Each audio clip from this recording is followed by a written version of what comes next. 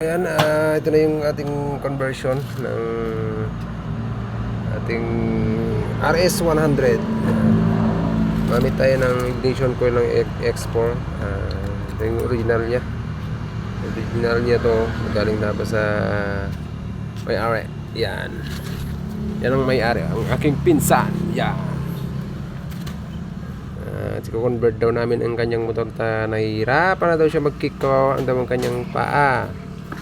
So, ayan. Gumamit tayo ng ignition coil ng X4. Tapos, yung primary din ng X4. Pwede din pang C100 ang ilagay nyo dito. So, bali ito lang ginawa ko. Binutas ko siya dito.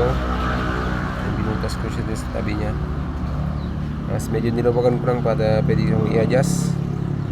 Pero pag hindi nyo pa rin makuha ang kanyang adjustment, tanggalan nyo na lang yung pin niya. Tapos dito na kayo mag-adjust sa magneto. Yan. So, yan. Sasalpak ko na siya. So, yun na. Isalpak ko na ang kanyang magneto. Yan. I-body ground ko muna siya dito. Yan. So, yan. Testingin muna namin. Sound check muna namin. Sige, saan? Bandarin mo saan? Susi mo.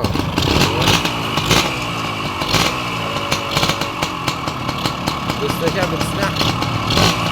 Biritin mo, biritin mo.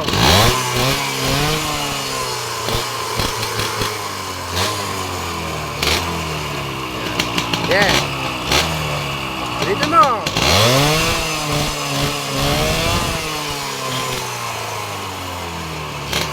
Ayun, goods na, goods na. Wala nang kapalya-palya, dire-diretso. Ayan. RS100. Convert natin siya sa CDI.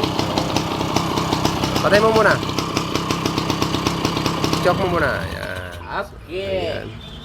X4 ang gamit natin. So, ayan. Goods na, goods na. Hindi na mahihirapan ang aking pinsan. Yun. Ayan. Hindi nasasakit ang kanyang ulo. So, ayan. Ayusin ko na lang ang kanyang wirings. Then, okay na. Yun. Goods.